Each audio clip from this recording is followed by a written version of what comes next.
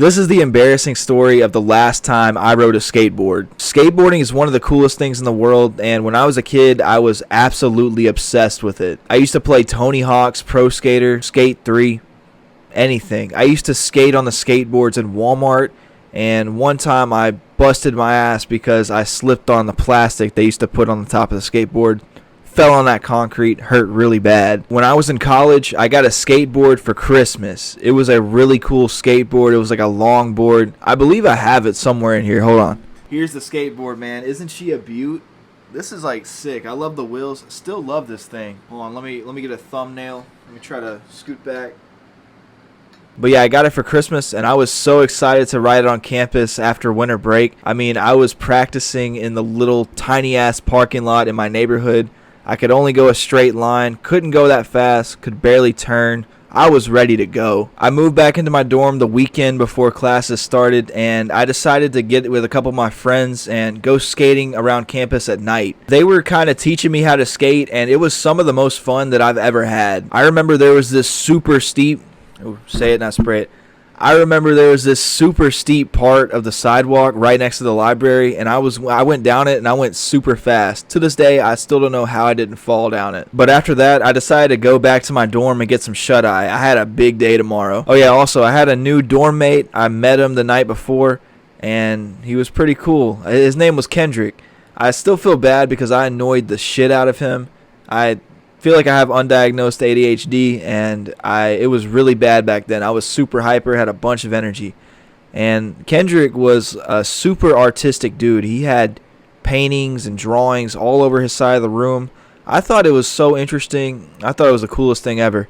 He also had this shoe, this like Air Force, that he painted, and he put flowers in it. It was awesome. Kendrick's an important part of the story. Brought him up for a reason. We'll get back to it in a little bit. So I grabbed my skateboard, ready to go. Walked out of the dorm. As I was walking out of the dorm, I passed by one of my friends that I was riding my skateboard with a couple nights before.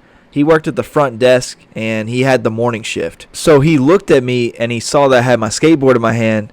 He said, "What are you doing?" I said, "I'm riding to class." He said, "Nick, you're not ready. Put that skateboard back. I don't recommend it at all. You're not ready, dude." So of course, I didn't listen to him.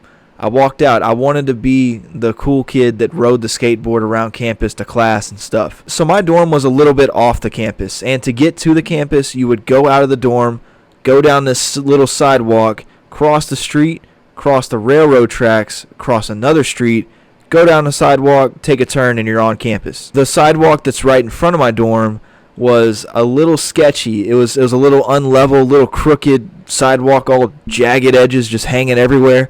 And I rode the skateboard on that sidewalk. Didn't even make it 20 feet away from the dorm. The lip of my skateboard caught on to part of the sidewalk, fell, smacked my head on the concrete. My skateboard went under a parked car.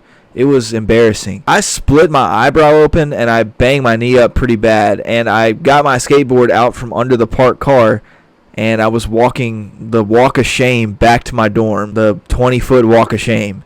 And as I was walking back to my dorm, my friend, my roommate, my new dorm mate, was walking out of the dorm. I wanted to make it a goal not to be weird in front of him, and I wound up just looking weird. I had blood running down my face.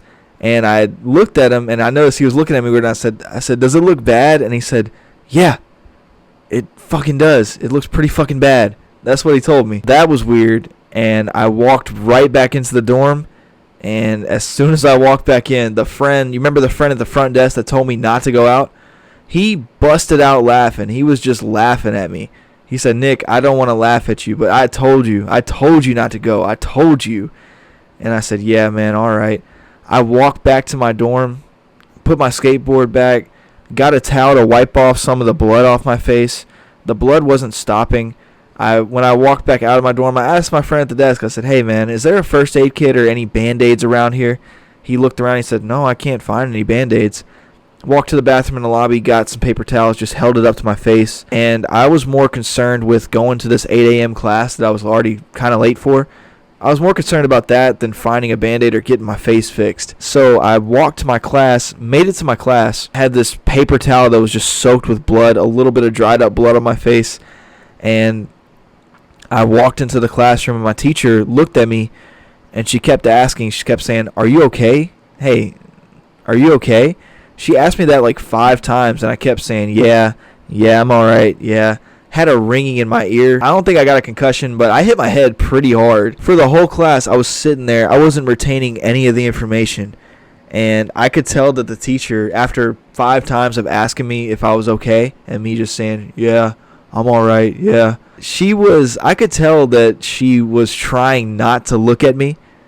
And she was trying to look away, trying to give me some space, but she was definitely worried about me just looking at me. The class got over with. I left the class, and I immediately went to, I think it was my only class of the day, but I immediately went to like the medical health facility, little hospital thing on campus. I went in there.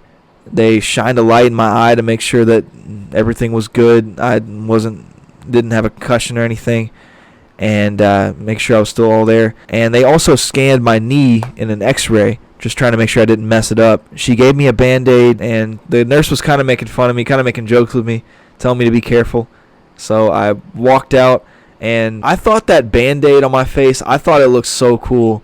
I wore it for a little bit, even after my face already kind of healed up. I don't know why, but I just thought the Nelly look, the Band-Aid over your eye. Well, he had it over his lip, but I thought the Band-Aid looked pretty cool. That was January of 2020, right before COVID, right before the world shut down, and I think me falling off my skateboard kind of signified how that year was going to go. I think it started the end of the world and just changed time forever. That skateboard's been sitting in the back of my room, sitting in my closet ever since then, and I have not wanted to ride it since. But yeah, that's all I got for today. And see you around. Peace.